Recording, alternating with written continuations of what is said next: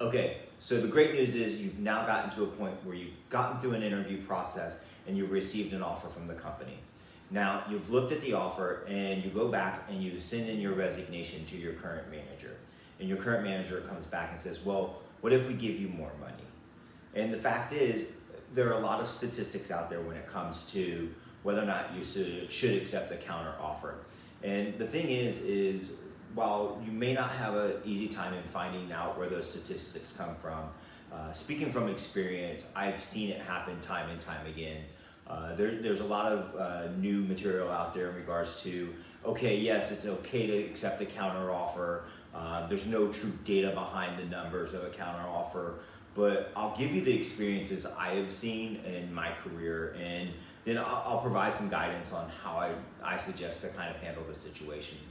First off, if you're currently in a job right now and you're now looking at an opportunity someplace else, there was a reason behind it. And if you're feeling undervalued, if it was company culture, if it was your manager, and quite honestly, the majority of surveys I've seen recently, most people make a job switch not because of money, but because of their manager or growth in a company. It's not typically money related.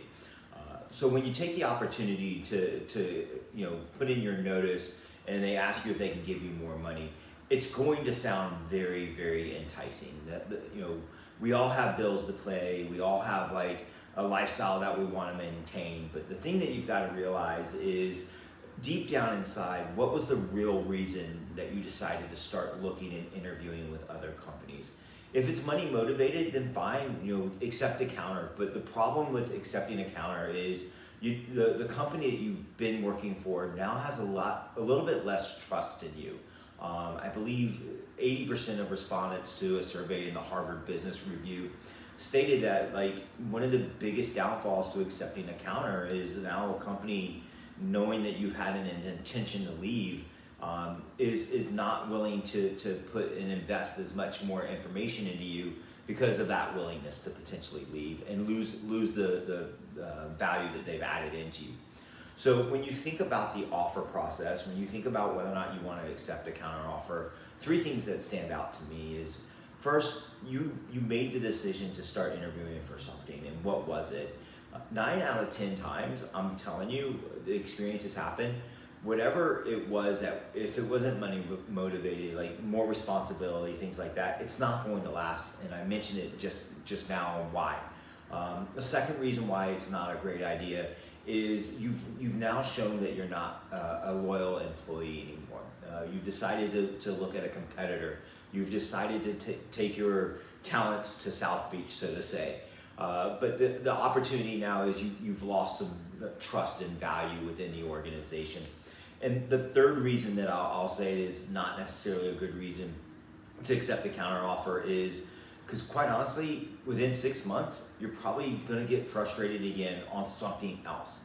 Once you've kind of found this situation that you've been struggling with, or it's caused this agent of change for you, more times than not, you start finding other things. So whether it's more responsibility this time, maybe it's your work hours, or maybe it's the company culture, and then maybe it's pay.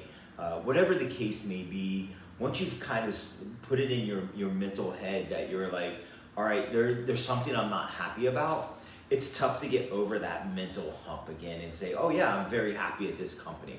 I've experienced myself in my career where there have been times at an organization where I knew I wasn't happy, I wasn't engaged, and engagement from an employer standpoint is very important. And if they can start tracking that people are not getting engaged, they may try to figure out what's the cause and the root cause and see if there's a reasoning that they can fix behind it. And then if you're having a good conversation and dialogue with your manager, you could also address those issues at the same time.